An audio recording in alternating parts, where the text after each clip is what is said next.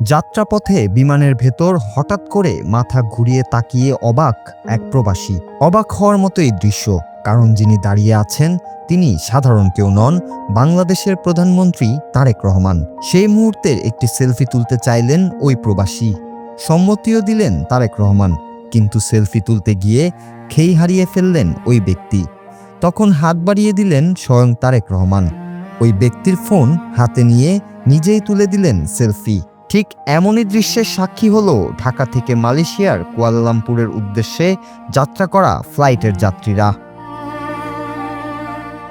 2 দিনের সরকারি সফরে মালয়েশিয়ার উদ্দেশ্যে ঢাকা ছাড়ার পথে বিমানের ভেতরে সাধারণ যাত্রীদের সঙ্গে এক সৌজন্যমূলক ও ব্যতিক্রমী মুহূর্তে ফ্রেমবন্দি হলেন প্রধানমন্ত্রী তারেক রহমান।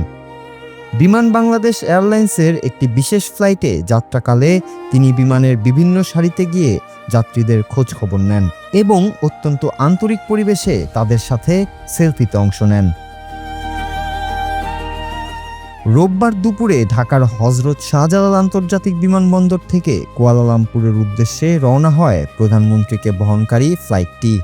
সামাজিক যোগাযোগ মাধ্যমে ছড়িয়ে পড়া ভিডিও ও ছবিতে দেখা যায় বিমানের সাধারণ যাত্রীদের সারিতে এসে প্রধানমন্ত্রী নিজেই বেশ হাস্যোজ্জ্বল মুখে সবার সঙ্গে কুশল বিনিময় করছেন। সরকার প্রধানকে এত কাছে পেয়ে বিমানের ভেতরে সাধারণ যাত্রীদের মধ্যেও ব্যাপক উৎসাহ লক্ষ্য করা যায়। অনেক যাত্রী তাদের মুঠোফোনে এই বিশেষ মুহূর্তটি ধরে রাখতে প্রধানমন্ত্রীর সঙ্গে সেলফি তোলেন।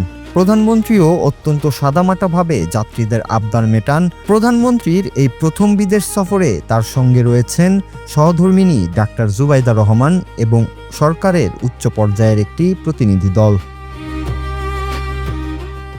নূর Raju, Bangla TV, news desk.